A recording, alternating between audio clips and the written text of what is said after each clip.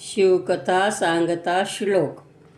पुष्पाणि सन्तु तव देव मम इन्द्रियाणि, धूपो अगुरुरवपुरिदं हृदयं प्रदीपः, प्राणाहविषीकरणानि तव अक्षताश्च, पूजाफलं व्रजतु साम्रातमेष जीवः।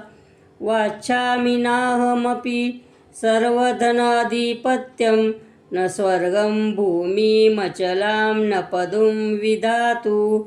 भूयो भवामि यदि जन्मनि जन्मनि, श्यां त्वत्पादपङ्कजलसनमकरन्दभृङ्गी।